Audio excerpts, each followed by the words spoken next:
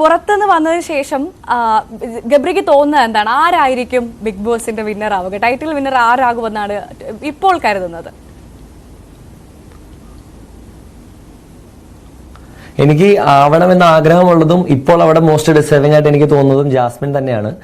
Jasmine is a very good player.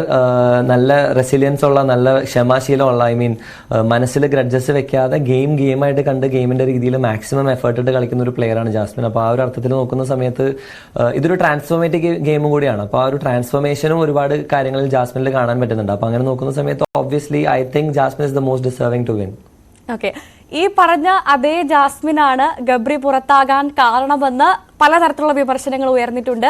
അല്ലെങ്കിൽ ജാസ്മിന് winner ആവാൻ വേണ്ടിയിട്ടാണ് ഗബ്രിയെ പുറത്താക്കിയതെന്നുള്ള തരത്തിൽ വിമർശനങ്ങൾ അടക്കം ഉയരുന്നുണ്ട്. ഒരു മത്സരാർത്ഥി അടക്കം ആ കാര്യം, പ്രത്യേകിച്ചും സിബിൻ എന്ന മത്സരാർത്ഥി അടക്കം ആ കാര്യം പറഞ്ഞിരുന്നു. എന്താണ് അതിനോടുള്ള പ്രതികരണം?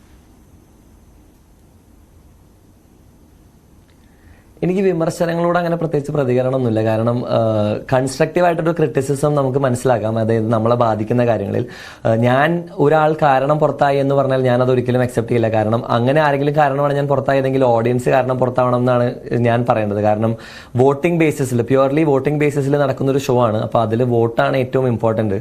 പുറത്തുനിന്ന് കാണുന്ന പ്രേക്ഷകരാണ് അവിടെ ആര് നിൽക്കണം അല്ലെങ്കിൽ ആര് നിൽക്കരുത് എന്ന് തീരുമാനിക്കുന്നത്. അപ്പോൾ അങ്ങനെ വെച്ച് നോക്കുന്ന സമയത്ത് ഞാൻ ഔട്ടായത് നോർമൽ നോമിനേഷനിൽ വോട്ടിംഗ് ബേസിസിൽ ഏറ്റവും കുറവ് വോട്ടുകൾ കിട്ടിയ കാരണം കൊണ്ടാണ് ഞാൻ ആ വീട്ടിൽ നിന്നും പുറത്തായത്.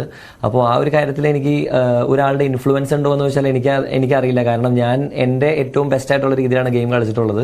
എനിക്ക് ഏറ്റവും ഇഷ്ടമുള്ള എൻ്റെ one of the favourite person ആണ് ജാസ്മിൻ. അപ്പോൾ ആ ജാസ്മിൻ കാരണം ഞാൻ പുറത്തായി എന്ന് പറഞ്ഞാൽ അതിന് നേരെ ഓപ്പോസിറ്റാണ് ഞാൻ പറയുള്ളൂ. കാരണം ആ വീട്ടിൽ ഞാൻ ഇത്രയും ദിവസം നിന്നിട്ടുണ്ടെങ്കിൽ അതിൻ്റെ one of the main reason ജാസ്മിനാണ്. കാരണം എന്താ പറയുക, നമുക്ക് തല പെരുത്ത് നിൽക്കുന്ന സമയത്ത് കൈവിട്ട് പോകാതെ ഒരു കംഫർട്ടായിട്ട് നിന്നിട്ടുള്ളത് ജാസ്മിൻ തന്നെയാണ്. അപ്പോൾ ജാസ്മിൻ കാരണം പുറത്തായെന്ന് ഞാൻ ഒരിക്കലും വിശ്വസിക്കില്ല. എൻ്റെ തന്നെ എന്തെങ്കിലും തെറ്റ് ആളുകൾ മനസ്സിലാക്കിയിട്ടുണ്ടാവും, അല്ലെങ്കിൽ എൻ്റെ കുറവുകൾ ആളുകൾക്ക് ഇഷ്ടപ്പെട്ടിട്ടുണ്ടാവില്ല. May be I didn't connect with the audience that much. ആളുകളായിട്ട്, പ്രേക്ഷകരായിട്ട് ഒരുപാട് കണക്ട് ചെയ്യാനായിട്ടുള്ള ഒരു അവസരം എനിക്ക് കിട്ടിയിട്ടുണ്ടാവില്ല. അതുകൊണ്ടായിരിക്കണം എന്നാണ് ഞാൻ വിശ്വസിക്കുന്നത്. പിന്നെ വിമർശിക്കുന്നവർക്ക് എന്ത് വേണമെങ്കിലും വിമർശിക്കാം.